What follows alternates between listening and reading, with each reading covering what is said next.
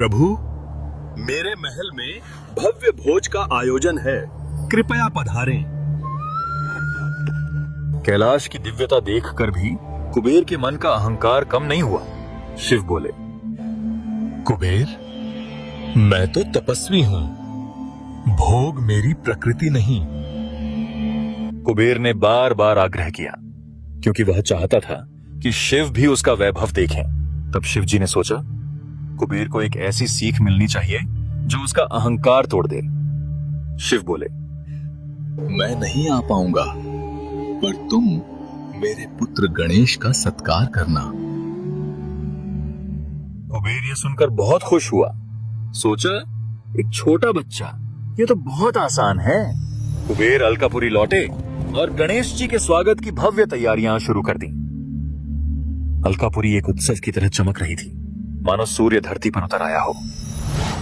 अब कुबेर को इंतजार था बाल गणेश के आगमन का। और तभी गणेश जी अलकापुरी पहुंचे अपनी मासूम मुस्कान के साथ। प्रभु, आपका स्वागत है। कुबेर ने उन्हें सोने की थालों से भरा भोजनालय दिखाया। बाल गणेश, आपकी सेवा में सब उपस्थित हैं।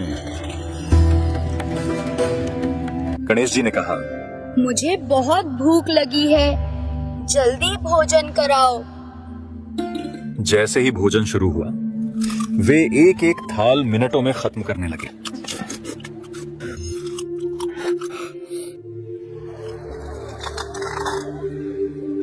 कुबेर आश्चर्य में थे, इतनी तेजी? यह तो साधारण भूख नहीं। गणेश जी ने सैकड़ों थालियां खत्म कर दी और बोले, और लाओ। कुबेर ने रसोई को आदेश दिया, सब परोस दो।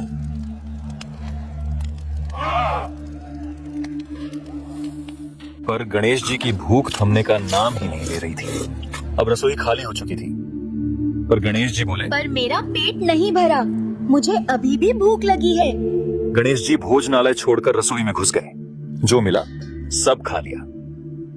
उन्होंने दाल, चावल, अनाज सब कुछ खत्म कर दिया और अब उन्होंने महल की चीजें खाना शुरू कर दी। मेज, कुर्सियां, सोने के बर्तन। कुबेर जी अब भय से कांपने लगे।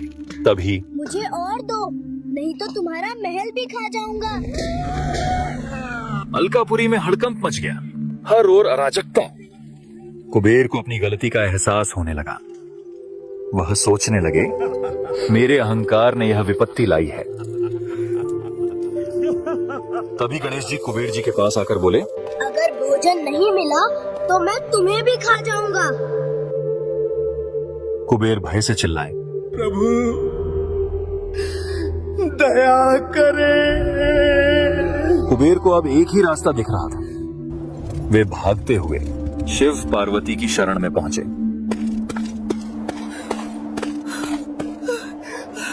प्रभु, मैंने अहंकार किया, मुझे क्षमा करें। कुबेर, धन से नहीं, भाव से ईश्वर प्रसन्न होते हैं।